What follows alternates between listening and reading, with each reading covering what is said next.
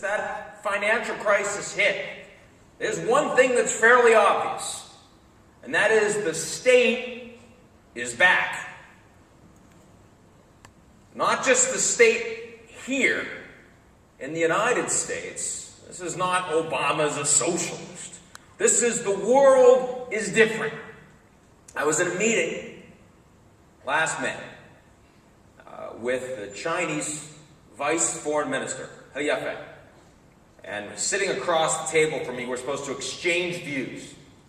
And the first question he asked me was, now that the free market has failed, what do you think the role of the state in the economy should be? Interesting guy, He Yafei. If you remember the Copenhagen summit on climate last December, didn't go so well. When Obama was supposed to meet with the Chinese premier, who didn't show up at the last minute, He Yafei is the guy that Obama met with. So he gets around. So he asked me this question. And I thought about it. I didn't know exactly how to respond. And after about half a minute, I said, well, just because the absence of effective regulation in the financial industry turns out to be not such a great way to run the economy, and I could have said oil drilling or automotive, a few other sectors as it turns out, does not mean that the absence of rule of law and the presence of the state as the principal actor in the market is a better system. Though I thought to myself, it may well be considerably more politically expedient. So here we were. And we spent 90 minutes. And after those 90 minutes, there was an exchange of views. We got closer. We got to hear. But we did not get to hear. And we were not going to get to hear. And in the last 2 years, we have moved from a G7 world where the key economic players that are making the rules are countries that generally agree on most things having to do with the markets, to a G20 world where there is an absence of such agreement. It is not just more players, which would be difficult. A lot of folks that used to go to the G7 meetings, the Sherpas as they call them, that would go with the ministers of finance and the heads of state, used to tell me that the G7 was like herding cats. So the G20 would therefore be like herding more cats, which is harder. Except the G20 is not like herding more cats. The G20 is herding cats and animals that don't like cats. And that is not herding. I think the world we have today is one of two different economic systems, fundamentally different. Not like the world of globalization we've had for the last 40 years. It is one where we have certain governments that support free markets, sometimes regulated, sometimes less regulated, where multinational corporations are dominant actors. Those countries are not doing very well economically right now. The US, Japan, the Europeans. And then we have states where the government is the dominant actor and uses markets ultimately for political purposes. Those economies are doing rather better right now. Saudi Arabia and the oil states of the Persian Gulf. Russia. And most importantly, my friend Mr. He Yafei, the world's now second largest economy, China. And I want to put this very starkly. We are now in an environment, where the world's largest economies are fundamentally antagonistic. None of us in this room have ever lived in such a world. That will change growth. That will change capital allocations. It will make politics matter more. It will lead to more protectionism.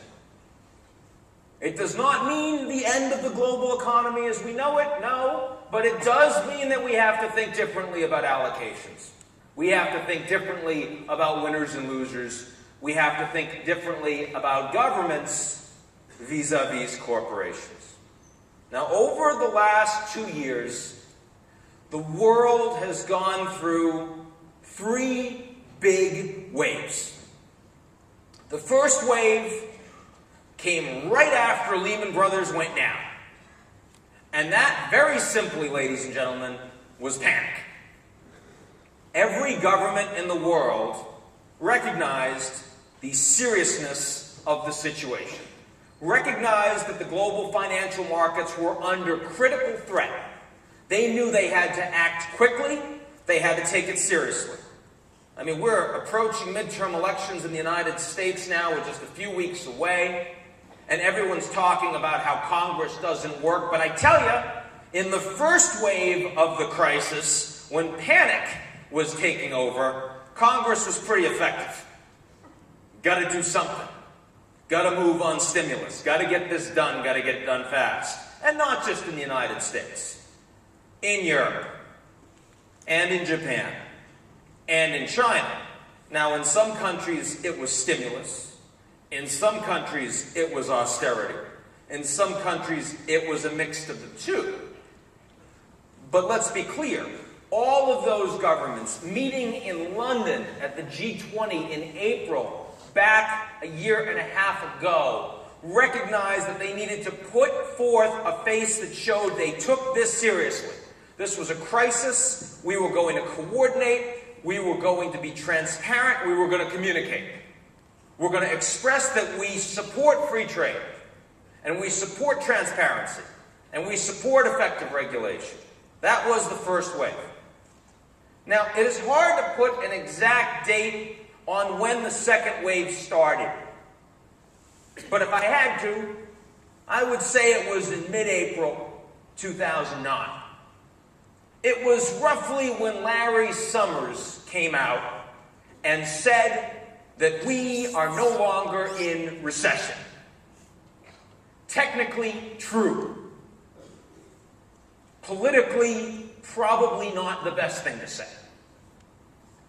Because at that point, you were given permission to no longer panic. Right? We're out of the depths. We're out of recession. We can now go into blame mode. And not just in the U.S. The second wave was characterized by an enormous movement of anti-incumbency sentiment. It was in the United States when suddenly Obama no longer had the support base, and we saw a willingness to go after him, and a willingness to go after Democrats in Congress, and a willingness to go after Republicans in Congress.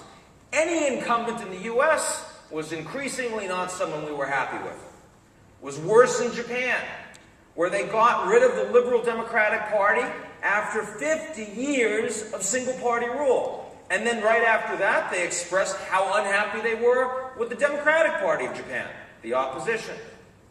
And throughout Europe, and you look at the demonstrations we've seen in France, and the hit that Sarkozy has taken over the course of the last 18 months, and you look at the opposition in Spain with Mr. Zapatero, and how everyone in the government and in the population believes that he's no longer effective, and I can go on and on.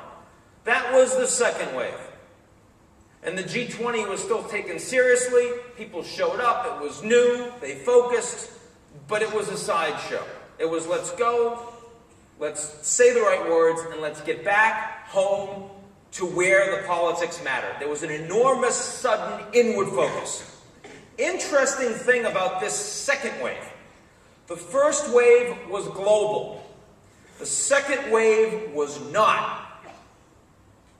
The second wave focused on the developed world. Anti-incumbency sentiment in the emerging markets? No, no, no. There are a few markets out there, politically unstable, that have legitimacy only by virtue of buying off their population. They're under a lot of strain and they can't keep it going. That's a different story. Ecuador, you just saw a failed coup there in the last couple weeks. Venezuela, Ukraine, Pakistan, Cuba. There are a few countries like that. I could probably name 10 or 15 where, frankly, given what's happened over the last couple years, you're likely to see more coups. But that is not the big emerging market world. In the big emerging market world, you don't have anti-incumbency. You have populations that are actually quite happy with how their governments are doing. Thank you very much. You know, a couple of years ago, everyone was asking about China.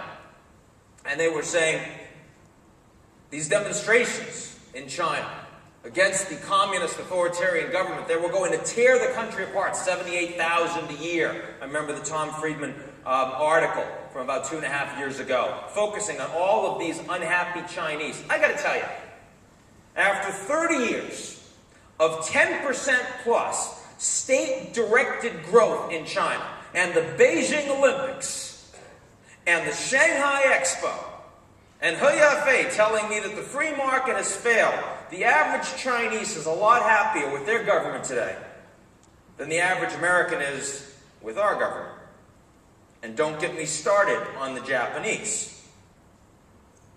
So we don't have that. In Brazil, we are about to have a second-round election, and Dilma Rousseff, the hand-picked, not very charismatic successor, chief of staff for President Lula, is about to win in a second round. Handily. In Russia, we just had regional elections yesterday.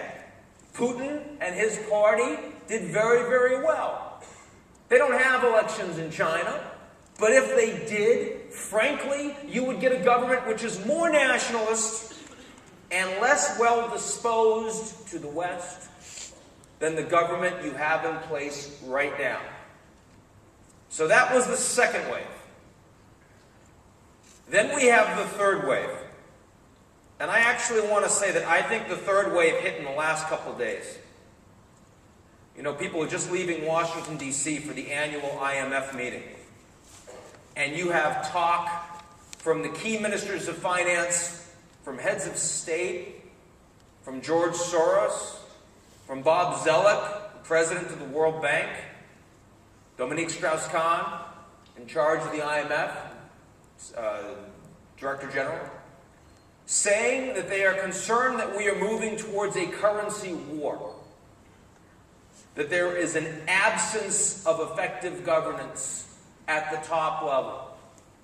In the second wave, all of that anti-incumbency sentiment, all of that dissatisfaction was inward directed at domestic governments of the constituencies in the advanced industrial democracies. In the third wave, that animosity starts to get directed outside. That's when you're going to start to see the protectionism. That's when you're going to start to see the currency wars. That's when you're going to start to see the G20 actually breaking down. That's what we're in the beginning of right now. You could vote in 2008 for McCain or Obama, not know or care what either of their views were on China. That will never happen again. This relationship is about to get politicized.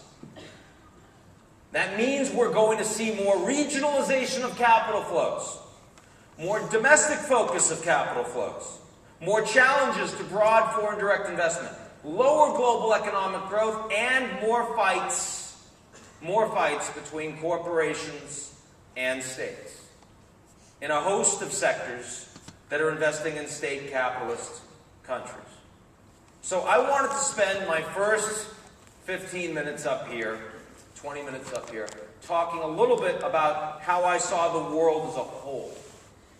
Now, before we go to questions, and we've got a couple mics, by the way, over here, so people that have questions, I want you to start moving down there when we get there. I want to talk a little bit about some of the markets around the world and where I see them heading.